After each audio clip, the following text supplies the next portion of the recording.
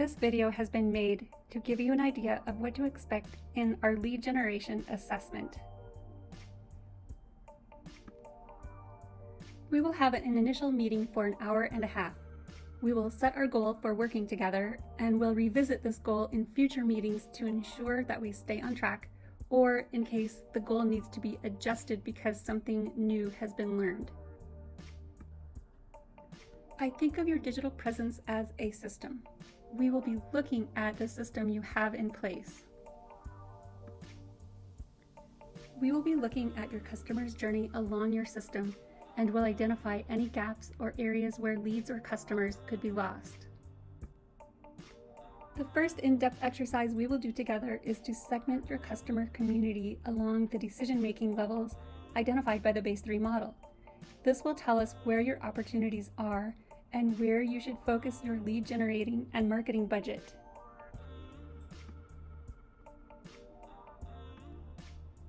We will do an exercise of identifying your business goals looking out for the period of 10 years. This will inform my recommendations so that they are guiding you in the right direction. We will be completing a Lean Canvas business plan. This is a one-page description of your business that includes your customer segments, your customer's problem, your solution, and the internal resources you have to provide that solution. This will give me a deep understanding of the language you use to describe your business, how you view your customers, and what resources you have or may still need. To complete the assessment, I will be looking at your digital presence and data. I will be examining your website. Your website analytics will tell me how many visitors you've had, what pages they're viewing, and where they came from. Your Search Console data will tell me how at least one search engine, Google, views your business and what keywords you are ranking for or not ranking for.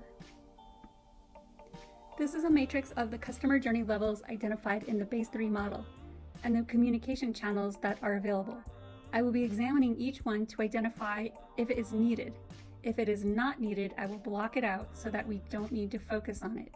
If it is needed, I will determine whether you have it in place or if it needs to be created. Out of this chart, we will begin to develop the scope of work.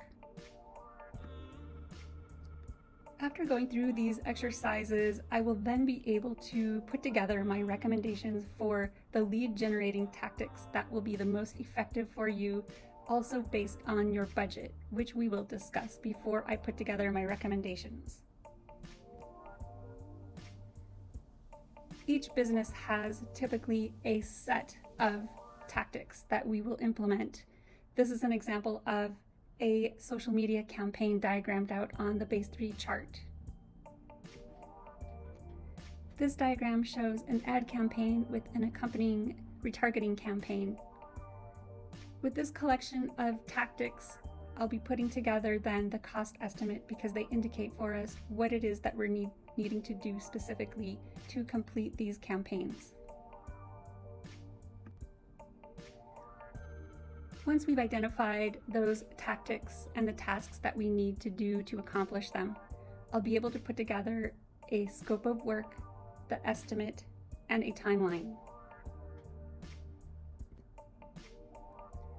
The scope of work will be summarized in the document. A more detailed scope of work will be included in the contract if we're putting together a contract.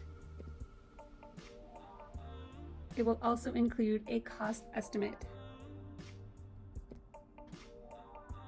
And then finally, we'll put together the next steps and the timeline for estimated completion. That will conclude the assessment. Each assessment is done uniquely for a business, so there may be additional slides that appear in your particular assessment.